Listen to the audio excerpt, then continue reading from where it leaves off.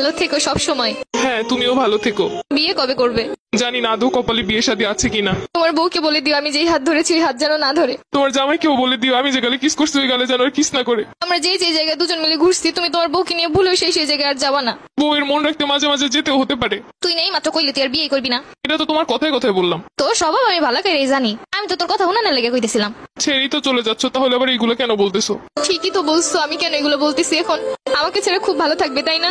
ভালো তো থাকতাম, কিন্তু এই 2-3 বছরে তো হাজার হাজার টাকা খরচ হয়ে গেছে আমার। ঘুরতে গেলে গাড়ি ভাড়া তো আসি, ফুচকা খাওয়ানো, চটপটি খাওয়ানো, আইসক্রিম খাওয়ানো, এইগুলোর পিছনে যত টাকা গেছে আমার। কষ্ট পেও না, যখন জামাই হবে টাকা পয়সা হলে তোমাকে সব শোধ করে দিব।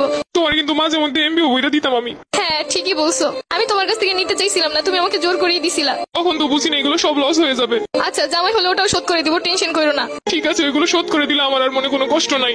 শুধু নিজে যা যা করছো তাই ভাবলা, আমি যে কি করছি সেইগুলো মনে নাই।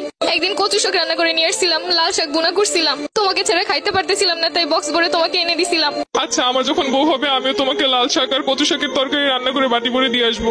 চেয়েছিলে এই শীতে রাজহাঁস রান্না করে খাওয়াতে আমাকে। ইচ্ছে তো ছিল কত কিছুই, কিন্তু হলো কই?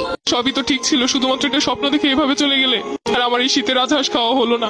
শুধু কি স্বপ্নই? তুমি যে একটা মেয়ের দিকে তাকাইছিলে 2 মিনিটের জন্য, সম্পর্কে শুরুতেই বলছিলাম কোনো মেয়ের দিকে ভুলেও তাকাবা না। তুমি শুধু তাকানোটাই দেখলে, কিসের জন্য তাকাইছি সেটা তো একবারও জানতে চাইলে না। ওই মেয়েটার অন্য গাড়িতে পেঁচে যাচ্ছিল, আমি মেয়েটাকে বাঁচানোর জন্য ওকে ইশারা করে বুঝাচ্ছিলাম। আমি বেঁচে থাকতে অন্য কেউ মরে যাচ্ছে বলে তোমার এত কষ্ট হচ্ছিল?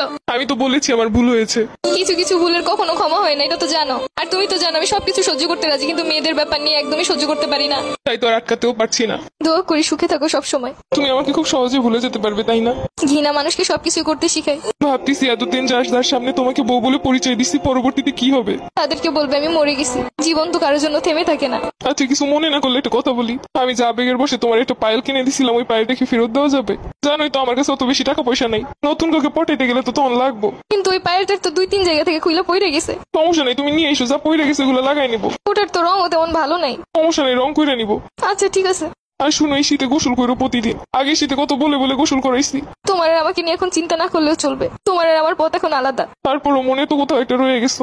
এত সহজে তো চাইলেই ভুলতে পারবো না। কিছু না মনে করলে আমি একটা কথা বলি। তোমারে তো আমি একটা গড়ি গিফট করছিলাম, ওই গড়িটা কি ফেরত দেওয়া যাবো? ওই গড়িটা তো পানি ঢুকে নষ্ট হয়ে গেছে। সমস্যা নেই, নষ্ট হইলেও চলবো। পুরোনো জিনিস বিক্রি হয়ে যে গ্রুপগুলোতে ওইগুলোই সেল করে দিব। একটা ড্রেস পছন্দ হয়েছে, ভাবছিলাম তোমারে বলবো, সেটা তো আর হলো না। ওই গড়িটা বিক্রি করেই কিনবো। লাস্ট ওই একটাই স্মৃতি ছিল আমার কাছে, ওটাও নিয়ে যাবে? আমি নিজেই নেই, আমার স্মৃতি দিয়ে আর কি করবে? চইলা যাইতাছে, রিক্সা ভাড়াটাও কি দিব না? এই শোনো, আমাকে একটু বাসা পর্যন্ত নামাই দিয়ে যাও। ব্রেকআপ হয়ে গেছে, এর পিছনে আর 10 টাকা খরচ করবো না।